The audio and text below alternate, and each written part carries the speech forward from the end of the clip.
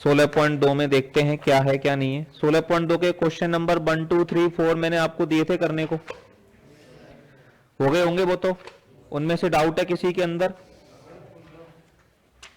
16.2 के प्रश्न मैंने आपको दिए थे, वो सारे हो गए होंगे, नहीं हुए? क्यों पहला सवाल नहीं हुआ? पहला हाँ, क्यों पहले में क्या दिक्कत है? पी ए दे रखा है, पी बी दे रखा है, पी ए इंटरसेक्शन बी दे रखा है, और P A bar intersection B bar दे रख निकालना है। तो इसका मतलब आप घर पे पढ़ाई लिखाई नहीं कर रहे हैं अगर पहला सवाल आपसे नहीं हो रहा है तो। पहला सवाल बिल्कुल इजी सवाल है और इसका कंसेप्ट मैंने आपको लिखवा रखा है, बिल्कुल भी करवा देता हूं भले ही मैं दोबारा। और ये पहला सवाल अगर आपसे नहीं हुआ है इसका मतलब घर पे हमारी पढ़ाई सही ढंग से नहीं चल रही है, इसमें लापरवाही चल रही है आपकी। इसमें आपको देखो पी ए का मान दे रखा है 1/4, पी बी का मान आपको दे रखा है 1/2, और P of A intersection B इसका मान आपको दे रखा है 1/8। ठीक है ना? P of A intersection B का मान कितना है? 1/8। और यहां पर किसका मान पूछा है इसने? P A bar intersection B bar. ये मैंने आपको जब बेन डायग्राम पढ़ाए थे प्रोबेबिलिटी के, उसमें मैंने ये फॉर्मूला आपको बताया था, ए बार इंटरसेक्शन बी बार की प्रायिकता। ए बार इंटरसेक्शन बी बार का मतलब क्या बताया था हमने? घटना ए घटित ना हो और घटना बी भी घटित ना हो। यदि कैपिटल ए घटना भी घटित नहीं हो रही है और कैपिटल बी भी घटित नहीं हो रही है तो उसको हम बोलते हैं ए बार इंटरसेक्शन बी बार। और ए बार इंटरसेक्शन बी बार की प्रायिकता निकालने के लिए हमने कहा था 1 माइनस क्या कर देंगे? P A union B. A union B की जो प्रायिकता है उसको अगर किस में से घटा दिया जाए? 1 में से। या इसको यूं समझ सकते हैं, ये जो मान होता है ये किसके बराबर होता है? ए यूनियन बी के होल बार के बराबर होता है। ए बार इंटरसेक्शन बी बार जो है वो किसके बराबर होता है? ए यूनियन बी के होल बार के बराबर। बताया था ये मैंने आपको, ठीक है? बताया था ना? हाँ, काय को आएंगे। और ए यूनियन बी के होल बार की जो प्रायिकता है ये कैसे निकलती है? किसी के ऊपर अगर बार लगा हुआ है और उसकी प्रायिकता अगर अपन को निकालनी है तो उसको अपन किस में से माइनस कर देते हैं? 1 में से। पी ए बार बराबर क्या पढ़ा है हमने? 1 माइनस पी ए। अगर घटना ए के घटित होने की प्रायिकता को 1 में से घटा दें, यदि घटना ए के घटित होने की प्रायिकता को 1 में से घटा दें तो उस घटना के घटित नहीं होने की क्या आ जाती है? प्रायिकता आ जाती है। पी ए बार का मान कैसे आता है? 1 माइनस पी ए करने पर आता है। तो यहां पर ए यूनियन बी के बार की प्रायिकता निकालनी है तो ए यूनियन बी की प्रायिकता को किस में से माइनस कर दो? 1 में से माइनस कर दो। अब 1 minus P A union B, P A union B का सूत्र भी मैंने आपको लिखवाया है। ए यूनियन बी की प्रायिकता का क्या सूत्र होता है? ए यूनियन बी की प्रायिकता का सूत्र हमने पढ़ा है P A plus P B minus P of A intersection B. ये सूत्र है किसका? पी ए यूनियन बी का। तो पी ए यूनियन बी का सूत्र हमने लगा दिया। पी ए यूनियन बी का सूत्र क्या है? P A plus P B minus P of A intersection B. अब सबके मान पता है, पी ए का मान पता है 1/4, पी बी का मान पता है 1/2 और P of A intersection B का मान पता है 1/8। ये मान इसके अंदर लगा देते हैं तो 1 माइनस पी ए का मान 1/4 लगा दिया, प्लस पी बी का मान 1/2 लगा दिया, minus P A intersection B का मान 1/8 लगा दिया। तो ये कितना हो जाएगा? 1 माइनस एलसीएम कितना आएगा इसमें? 8। कितना बचेगा यहां पर? 2 + 4 - 1 बराबर 1 माइनस 4 और 2 6 में से 1 गया 5/8। और इसको भी एलसीएम लेकर के हल करोगे तो कितना आ जाएगा? 3/8 आ जाएगा। इस तरह से यहां पर P A bar intersection B bar का मान हम लोग निकाल सकते हैं। कोई दिक्कत, कोई तकलीफ किसी को? नोट करना चाहेंगे? कर जल्दी से फटाफट, नोट करना है तो। हाँ जी, सवाल नंबर दूसरा बताना पड़ेगा। हो गया? दूसरे सवाल में तो दिक्कत आनी चाहिए। खैर देख लो अपन दूसरे सवाल में। देखिए यहां पर ये कह रहा है घटना ए और घटना बी स्वतंत्र हैं। तो यहां पर देखिए स्वतंत्र घटनाएं का मतलब क्या है। इस 16.2 में आपको एक जो नई बात सीखनी है ना, वो सीखनी है स्वतंत्र घटना के बारे में। किसके बारे में सीखनी है? स्वतंत्र घटनाएं। तो हेडिंग डालें आप लोग अपनी कॉपी में, स्वतंत्र घटनाएं। स्वतंत्र घटनाएं किसे कहते हैं ये अपन लोग समझते हैं, तो अपनी अपनी कॉपी में हेडिंग डालें आप, स्वतंत्र घटनाएं। स्वतंत्र घटनाओं का मतलब क्या है वो जरा देखा जाए। तो हेडिंग डाल करके लिखें अपन स्वतंत्र घटनाएं।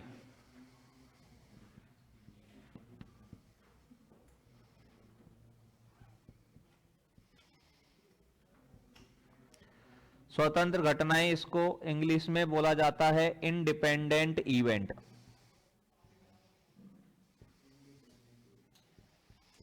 जो किसी पर डिपेंडेंट नहीं है। इसमें लिखेंगे अपन घटना कैपिटल ए व घटना कैपिटल बी। इसमें आप लोग क्या लिखेंगे? घटना कैपिटल ए व घटना कैपिटल बी स्वतंत्र घटनाएं कहलाती हैं। घटना ए व घटना बी, घटना कैपिटल ए व घटना कैपिटल बी स्वतंत्र घटनाएं कहलाती हैं। स्वतंत्र घटनाएं कहलाती हैं यदि स्वतंत्र घटनाएं कहलाती हैं यदि घटना ए के घटित होने, यदि घटना कैपिटल ए के घटित होने या न होने का प्रभाव बी पर ना पड़े। यदि घटना ए के घटित होने व न होने का प्रभाव बी पर ना पड़े। यदि घटना कैपिटल ए के घटित होने या न होने का प्रभाव बी पर ना पड़े। इसी प्रकार घटना बी के घटित होने या न होने का प्रभाव ए पर ना पड़े। इसी प्रकार घटना कैपिटल बी के घटित होने या ना होने का प्रभाव ए पर ना पड़े। ठीक है ना, मतलब दो घटनाएं हैं। दो घटनाओं को हम स्वतंत्र घटना कब बोलेंगे? जब एक घटना घटित हो रही है, नहीं हो रही है, उसका इफेक्ट दूसरी घटना पर नहीं पड़ना चाहिए। जैसे मान लो एक सिक्के को उछाला जाता है और एक पासे को उछाला जाता है, तो सिक्के को अपन उछालेंगे और पासे को अपन उछालेंगे, तो सिक्के पर जो परिणाम आ रहा है उसका प्रभाव पासे पर जो परिणाम आ रहा है उस पर पड़ेगा क्या? नहीं पड़ेगा। अगर एक सिक्के को उछाला जाए और एक पासे को उछाला जाए तो सिक्के पर आने वाले परिणाम का प्रभाव पासे पर आने वाले परिणाम पर नहीं पड़ेगा। सिक्के पर कुछ भी आए, पासे पर कुछ भी आए, है कि नहीं? लेकिन आपसे ये कहा जाए कि सिक्के पर अगर हेड आता है, जैसे कल अपन ने एक सवाल किया था, उसमें हमने किया था कि सिक्के पर अगर हेड आता है तो एक सिक्के को उछालो, और सिक्के पर यदि टेल आता है तो एक पासे को उछालो। तो दूसरी घटना थी सिक्के को उछालो या पासे को उछालो, वो किस पर डिपेंड करती है कि पहले सिक्के पर क्या आ रहा है, हेड आ रहा है या टेल आ रहा है। तो यहां पर डिपेंडेंट है। जब डिपेंडेंस होती है तो उनको क्या कहते हैं? परतंत्र घटनाएं। और जब एक घटना दूसरी घटना पर अगर निर्भर नहीं है, जब एक घटना के घटित होने या नहीं होने का प्रभाव दूसरी घटना पर नहीं पड़ रहा है, तो ऐसी घटनाओं को हम क्या कहते हैं? ऐसी घटनाओं को हम क्या कहते हैं? इंडिपेंडेंट इवेंट कहते हैं, स्वतंत्र घटनाएं कहते हैं। गणितीय रूप में इसका क्या मतलब है? तो लाइन चेंज करके लिखेंगे, गणितीय रूप में, लाइन चेंज करके लिखेंगे हम लोग, गणितीय रूप में घटना कैपिटल ए व कैपिटल बी, गणितीय रूप में घटना कैपिटल ए व कैपिटल बी स्वतंत्र घटनाएं कहलाती हैं। गणितीय रूप में घटना कैपिटल ए व कैपिटल बी स्वतंत्र घटनाएं कहलाती हैं यदि P of A intersection B बराबर P of A intersection B बराबर PA इंटू PB। यदि P of A intersection B बराबर PA इंटू PB, मतलब दो घटनाएं स्वतंत्र घटनाएं हैं या नहीं है, ये हमें पता करना है, या हमें चेक करना है, या हमें सिद्ध करना है कि दो घटनाएं स्वतंत्र हैं या नहीं है, तो अपन पी ए का मान निकालेंगे, पी बी का मान निकालेंगे और पी ए इंटरसेक्शन बी का मान निकालेंगे। और इन सब का मान कैसे निकाला जाता है ये हमने 16.1 के सवालों में खूब निकाले। सवाल की भाषा को पढ़ करके पी ए का मान कैसे निकाला जाता है, पी बी कैसे निकाला जाता है, पी ए इंटरसेक्शन बी कैसे निकाला जाता है, ये हमने सवालों में खूब सीखा है। सीखा है कि नहीं सीखा है? तो अगर मान लीजिए पी ए इंटरसेक्शन बी का मान, ए इंटरसेक्शन बी की प्रायिकता का मान ए की प्रायिकता और बी की प्रायिकता के गुणनफल के बराबर है, P of A intersection B का मान यदि P A into P B के बराबर है, तो दोनों घटनाएं क्या कहलाती हैं? स्वतंत्र घटनाएं कहलाती हैं। तो दोनों घटनाओं को हम क्या कहते हैं? स्वतंत्र घटनाएं कहते हैं। और यदि पी ए इंटरसेक्शन बी का मान P A into P B के बराबर नहीं आ रहा है तो वे घटनाएं स्वतंत्र घटनाएं नहीं है। और यदि प्रश्न में ही आपको यह कह दिया जाए कि दोनों घटनाएं स्वतंत्र हैं, तो इसका मतलब उसने क्या दे दिया कि पी ए इंटरसेक्शन बी का मान किससे आएगा? P A into P B से आएगा। अब सवाल नंबर 2 में ऐसा ही है, उसने देखिए पी ए का मान दे रखा है हमको 0.4। सवाल नंबर 2 को देखें, उसमें पी ए का मान कितना दिया है हमको? 0.4। पी बी का मान कितना दिया है सवाल नंबर 2 में? Small P. और पी ए यूनियन बी का मान दे दिया, पी ए यूनियन बी का मान कितना दे दिया? 0.6। कि पी ए का मान 0.4 है, पी बी का मान पी है और पी ए यूनियन बी का मान 0.6 है। और साथ में उसने ये बोला है कि घटना ए व घटना बी स्वतंत्र घटनाएं हैं। क्या बोला है उसने? चूंकि ए व बी स्वतंत्र घटनाएं हैं। अब कैपिटल ए और कैपिटल बी स्वतंत्र घटनाएं हैं, तो P of A intersection B का मान किसके बराबर आएगा? P A into P B के बराबर आएगा।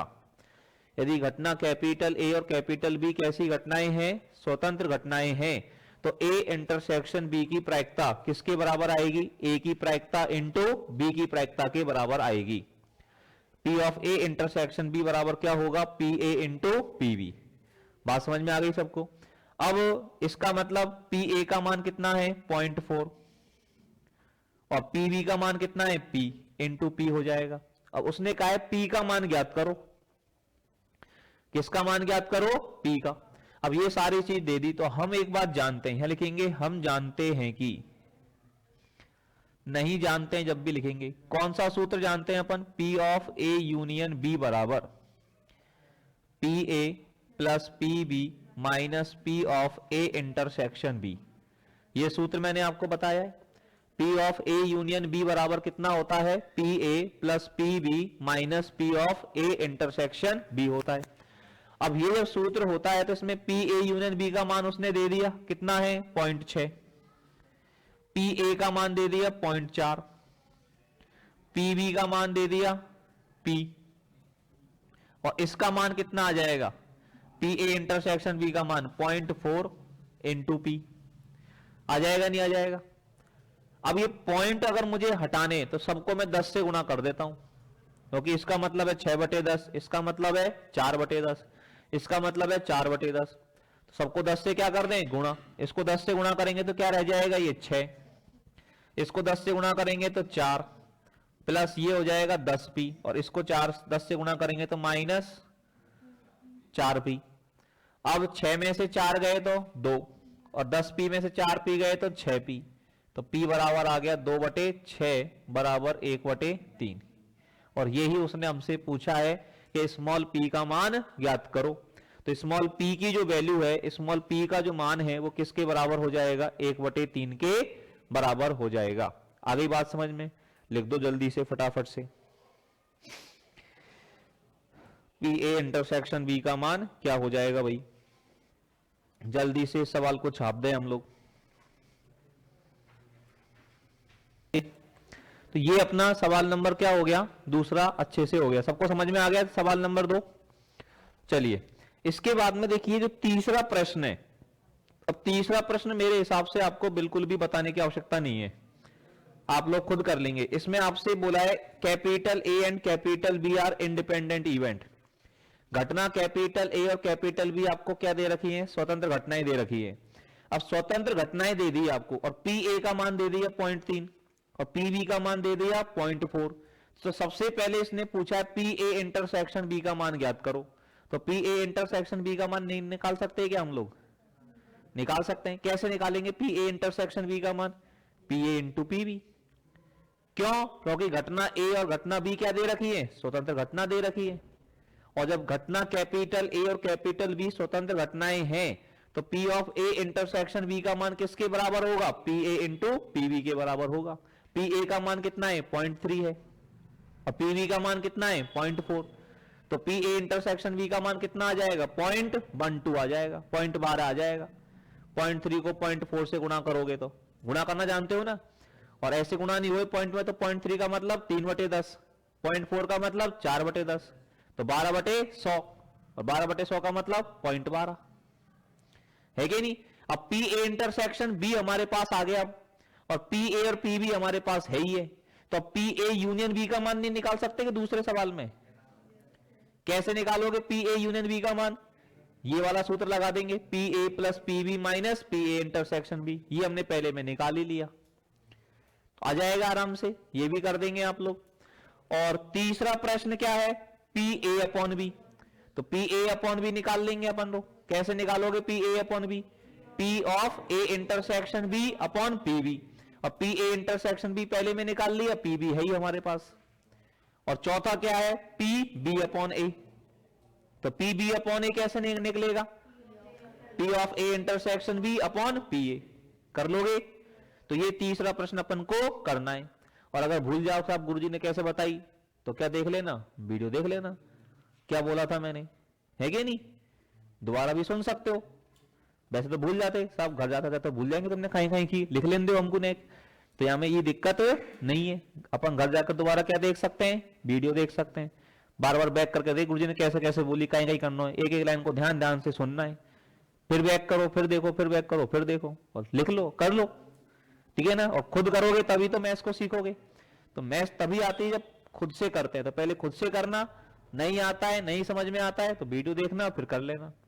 क्या मैंने समझाया कैसे सवाल नंबर 3 करना है, समझ में आ गया ना। सुन के तो समझ में आ जाएगा, वापस याद आ जाएगा सबको। तो ये सवाल नंबर 3 अपन को करना है। सवाल नंबर देखिए चौथा। चौथा सवाल क्या कह रहा है कि घटना कैपिटल ए और कैपिटल बी इंडिपेंडेंट इवेंट है। अब जैसे ही ये इस बात को बोलता है कि घटना ए और बी स्वतंत्र घटनाएं हैं, तो अपन को क्या याद आ जाता है कि P of A intersection B का मान P A into P B के बराबर है।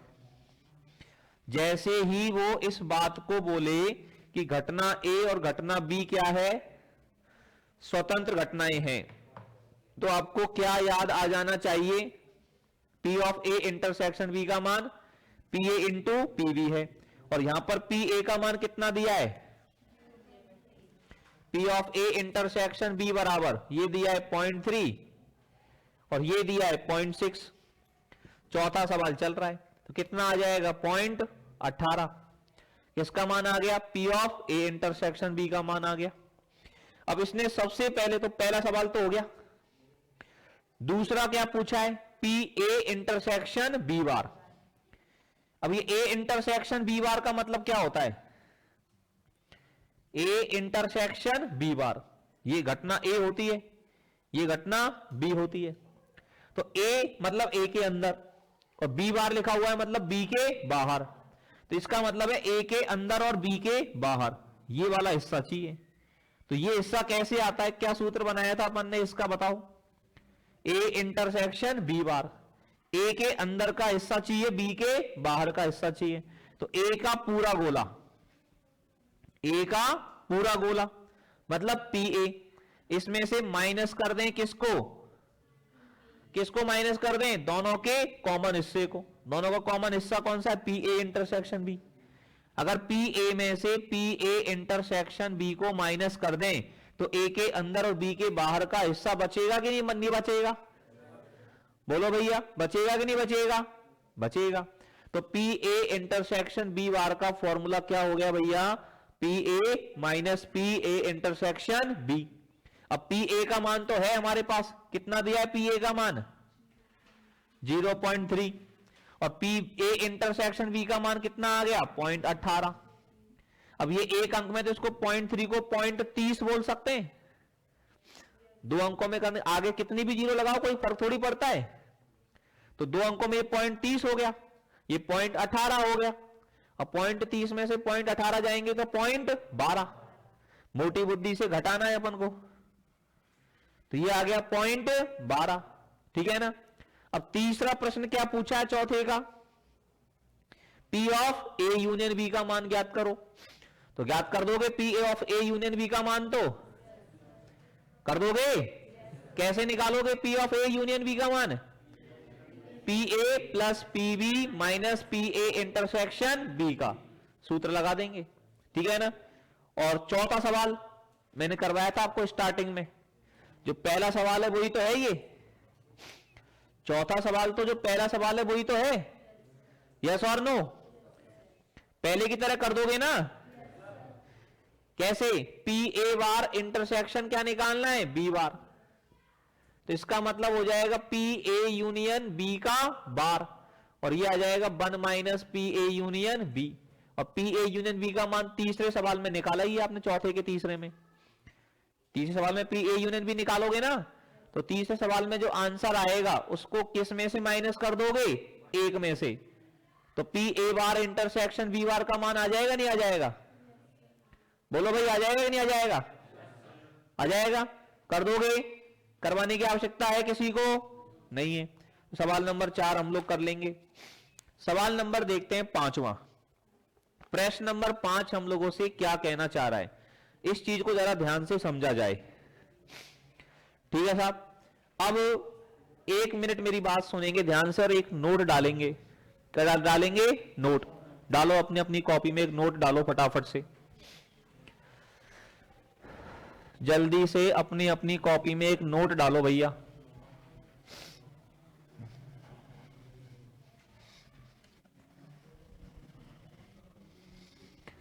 बिना आवाज करे अपनी अपनी कॉपी में एक नोट डाल दीजिए। क्या नोट डालो कि यदि घटना ए व घटना कैपिटल बी, यदि घटना कैपिटल ए व कैपिटल बी परस्पर स्वतंत्र घटनाएं हैं, यदि घटना कैपिटल ए व कैपिटल बी परस्पर स्वतंत्र घटनाएं हैं, तो यदि घटना कैपिटल ए व कैपिटल बी परस्पर स्वतंत्र घटनाएं हैं, तो क्या होगा, P ऑफ A बटे बी बराबर पी ए, तथा P of B upon A बराबर पी बी। तो आप लिखेंगे P ऑफ A बटे B बराबर पी ए, तथा P ऑफ B बटे A बराबर पी बी। तो P of A upon B बराबर पी ए, तथा P of B upon A बराबर पी बी। क्या मतलब है, समझ में आया इसका? देखो, इसका मतलब है कि B के घटित होने पर A के घटित होने की प्रायिकता, A बटे B अगर लिखा हुआ है तो A बटे B का मतलब क्या बताया हमने, B के घटित होने पर A के घटित होने की प्रायिकता। अब B के घटित होने पर A के घटित होने की प्रायिकता, और यहां पर घटना A और घटना B स्वतंत्र हैं, तो B के घटित होने का प्रभाव तो A पे पड़ ही नहीं रहा ना। जब B के घटित होने का प्रभाव A पर पड़ ही नहीं रहा, तो B के घटित होने पर A के घटित होने की प्रायिकता A की प्रायिकता के बराबर ही आएगा, है कि नहीं? तो इसलिए इस कंडीशन में घटना कैपिटल A और कैपिटल B के स्वतंत्र होने पर P of A upon B का मान किसके बराबर होता है, P A के बराबर होता है। और इसमें है A के घटित होने पर B के घटित होने की प्रायिकता। अब A के घटित होने का प्रभाव B पर पड़ ही नहीं रहा है, तो A के घटित होने पर B के घटित होने की प्रायिकता किसके बराबर होगी, B की प्रायिकता के बराबर ही होगी। बात समझ में आ गई सबको अच्छे से? तो ये अच्छे से अपने दिमाग में बैठाना है कि घटना A और घटना B अगर स्वतंत्र हैं तो P of A upon B का मान किसके बराबर होगा, P A के बराबर होगा, और P of B upon A का मान P B के बराबर होगा। सवाल नंबर 5 को पढ़ें अपनी अपनी बुक के अंदर। प्रश्न नंबर 5 हम लोगों से क्या कहना चाह रहा है।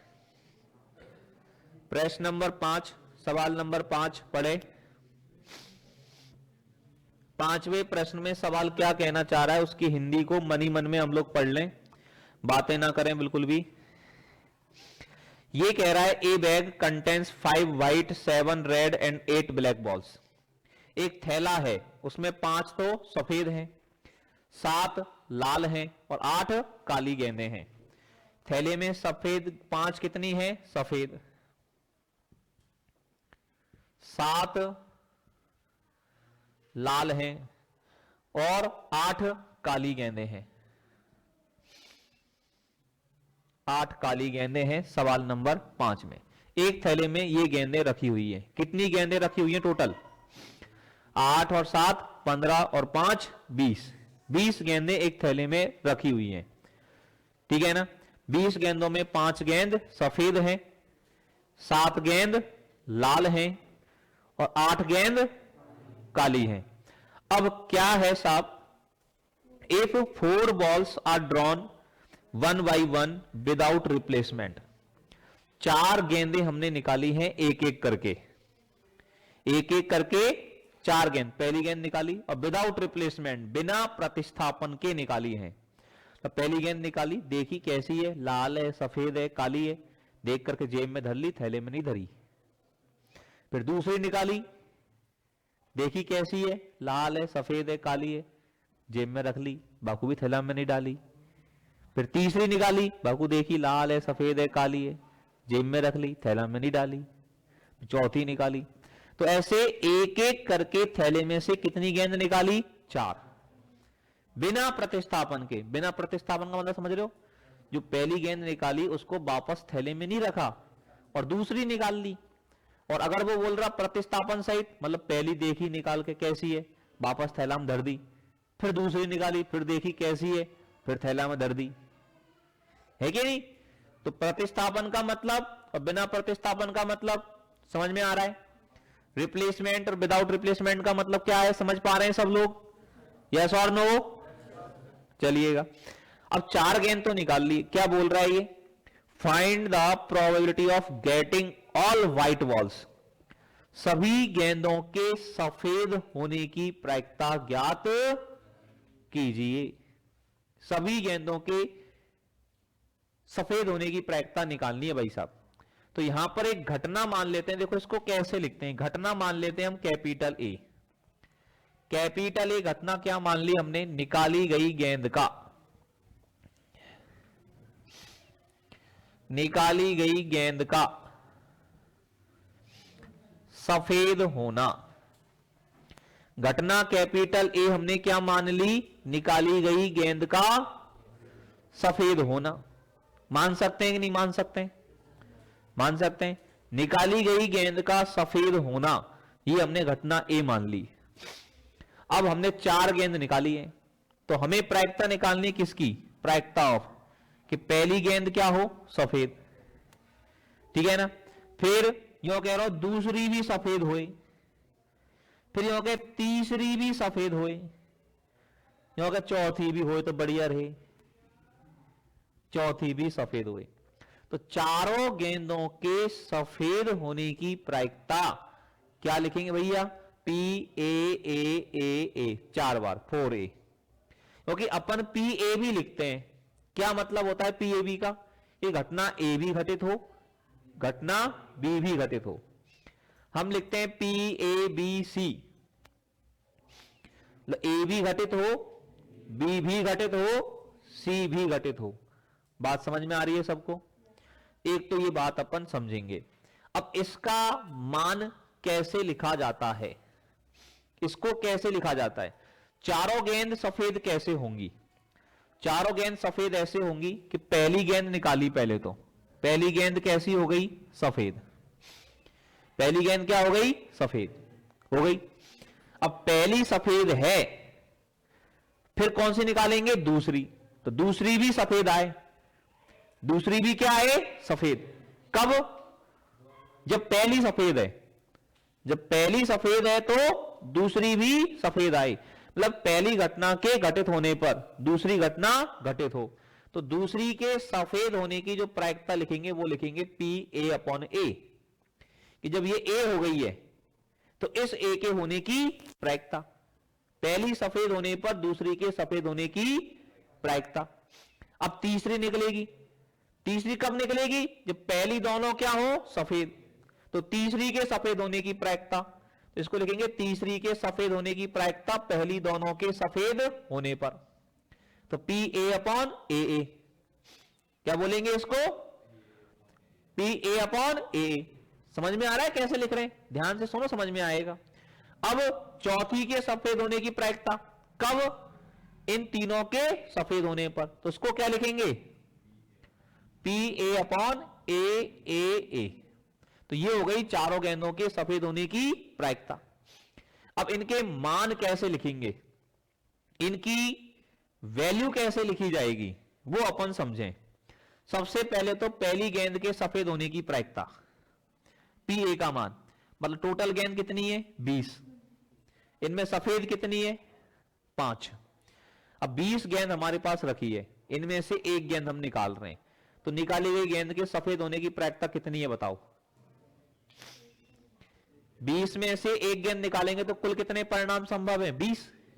इन 20 में से कोई भी एक गेंद निकल सकती है, और इनमें से सफेद गेंद निकलने के अनुकूल परिणाम कितने? 5, क्योंकि 5 गेंद सफेद हैं।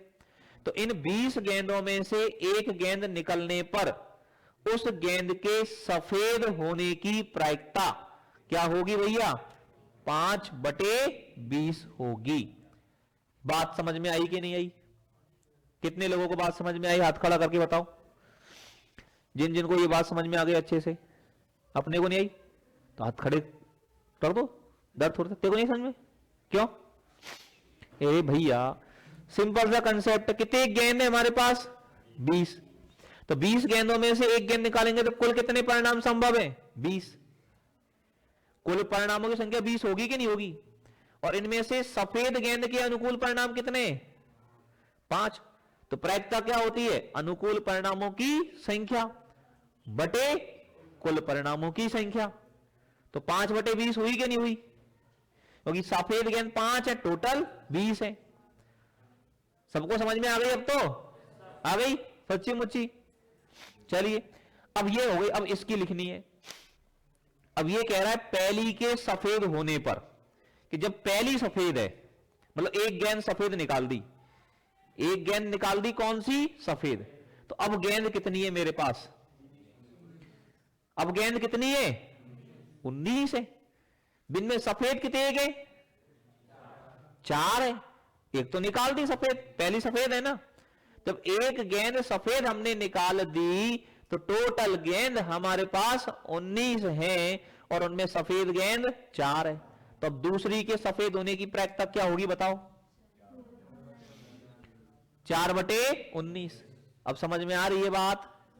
अच्छे से आ रही है बात समझ में? हाँ बोलो भैया, आई समझ में? क्या नाम तेरा? अजय। आगे समझ में आ जाए भैया।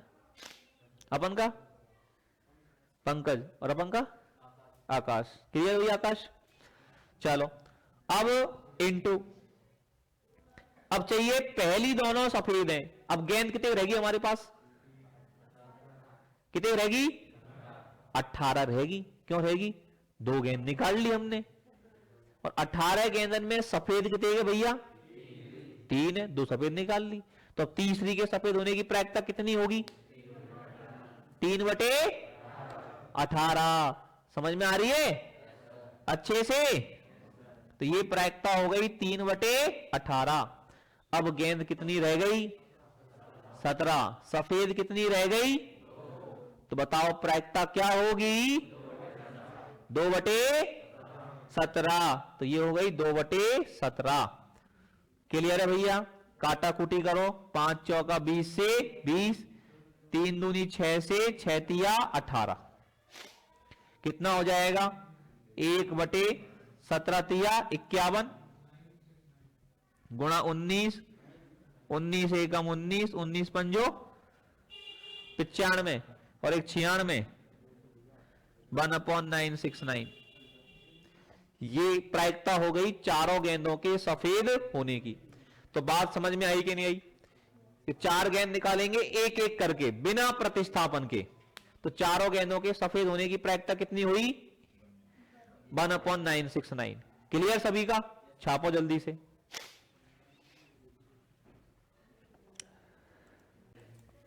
हाँ भाई, तो सवाल नंबर 5 अपना हो गया। अब सवाल नंबर 6 ये कह रहा है ए डाइस इज टॉस्ड थ्राइस। एक पासे को कितनी बार फेंकना है? 3 बार। 3 से कम नहीं फेंकना है भाई साहब, 3 बार ही फेंकना है पूरा।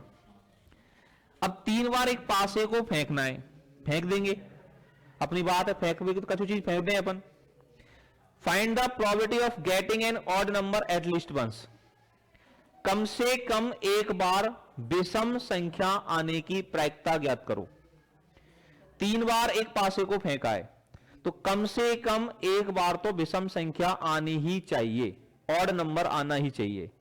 3 में से एक बार आ जाए, चाहे पहली बार, दूसरी बार या तीसरी बार, या 3 में से हो सकता है 2 बार विषम संख्या आ जाएगी तो भी चलेगा, और 3 बार विषम संख्या आ जाएगी तो भी चलेगा। तो क्या नहीं चलेगा ये बताओ?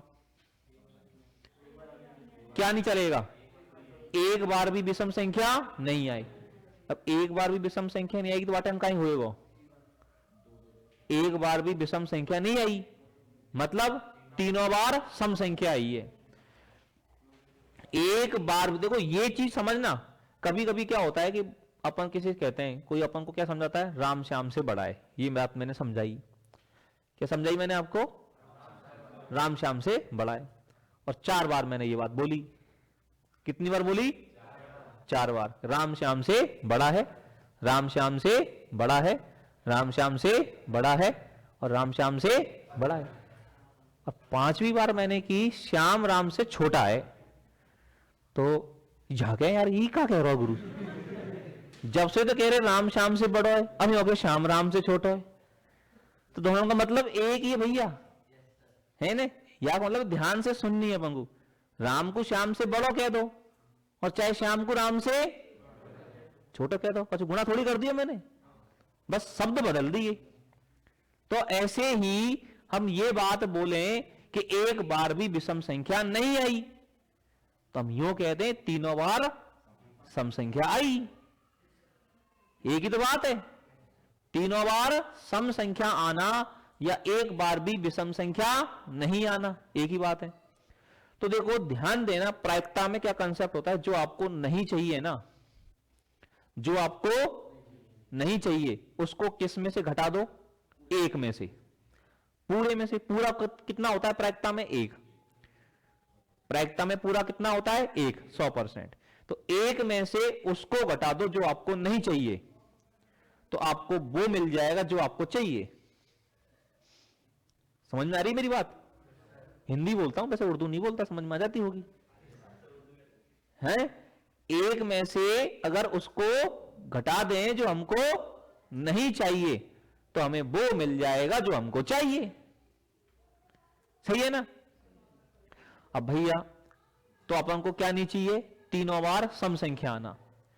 तो तीनों बार सम संख्या आने की प्रायिकता निकाल लें अपन, और उसको किस में से घटा दें? 1 में से। तो क्या आ जाएगी? कम से कम एक बार विषम संख्या आने की प्रायिकता आ जाएगी। तो यहां पर यह कंसेप्ट आप समझ लें अच्छे से कि कम से कम एक बार विषम संख्या आने की प्रायिकता बराबर क्या होगा? 1 माइनस तीनों बार सम संख्या आने की प्रायिकता। अब इसमें एक चीज समझें, पासे को हमने कितनी बार फेंका है? 3 बार। पहले पासे जब पहली बार फेंका तो उस पर 1 आए या 2 आए या 3 आए या 4 आए या 5 आए या 6 आए, उसका फर्क दूसरी बार जब पासे को फेंकेंगे उस पर पड़ेगा क्या? कि पहली बार पासे में 5 आगो, तुम्हारे मना कर दियो नहीं अब 5 मत ही दोबारा, मैं आगो पहले ही, ऐसा थोड़ी है। तो पहली बार जब पासे को फेंका है उस पर क्या परिणाम आ रहा है, उसका कोई प्रभाव दूसरी बार पासे को फेंका है उस पर नहीं पड़ेगा, तीसरी बार फेंका उस पर भी नहीं पड़ेगा। तो पासे को 3 बार फेंकना, ये क्या है? तीनों स्वतंत्र घटनाएं। क्या है ये? पासे को पहली बार फेंकना, पासे को दूसरी बार फेंकना, पासे को तीसरी बार फेंकना, ये क्या है? सब स्वतंत्र हैं, डिपेंडेंट नहीं है एक दूसरे पर। तो यहां पर सवाल नंबर 7 में घटना ए मानी हमने। ए बराबर क्या मानी? पासे को फेंकने पर। पासे को फेंकने पर सम संख्या आना। हाँ जी, पासे को फेंकने पर सम संख्या आना, इसको हमने क्या माना? घटना ए मान लिया। बात समझ में आ रही है? घटना कैपिटल ए बराबर हमने किसको माना? कि पासे को हमने फेंका, और पासे को फेंकने पर क्या आ जाए? सम संख्या आ जाए। अब हम निकालते हैं पासे को 3 बार फेंकने पर, पासे को 3 बार फेंकने पर तीनों बार सम संख्या आने की प्रायिकता।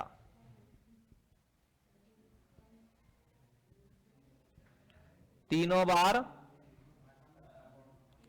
सम संख्या आने की प्रायिकता, इसको बोलेंगे हम पी ए। क्या बोलेंगे? P A. पहली बार भी सम संख्या आए, दूसरी बार भी सम संख्या आए, तीसरी बार भी, और ये तीनों घटनाएं क्या और हैं? स्वतंत्र और हैं। पहली बार सम संख्या आने का प्रभाव दूसरी बार सम संख्या आने से नहीं पड़ेगा, और तीसरी बार में नहीं पड़ेगा। जब ये घटनाएं स्वतंत्र हो तो इसको लिखेंगे अपन पहली घटना की प्रायिकता इंटू दूसरी घटना की प्रायिकता इंटू तीसरी घटना की प्रायिकता।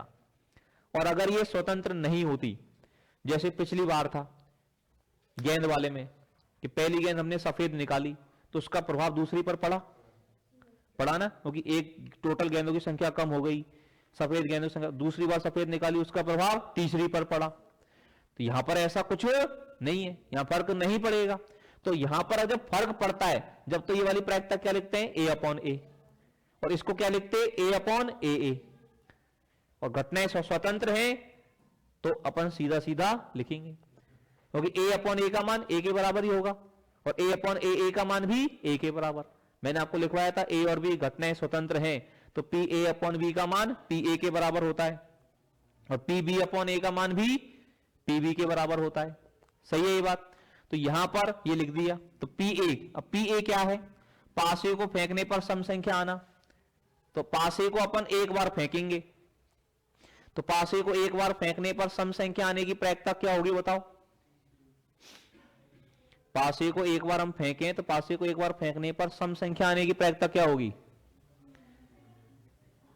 पासे को फेंकते हैं तो कुल परिणाम कौन कौन से आते हैं? 1 2 3 4 5 और 6। उनमें से सम अंक कौन कौन से हैं? सम अंक इवन डिजिट 2 4 6। तो प्रायिकता अनुकूल परिणाम कितने हुए? 3। टोटल कितने हैं? 6। तो प्रायिकता कितनी हुई? 3/6 1/2 हुई कि नहीं हुई? बात समझ में आई?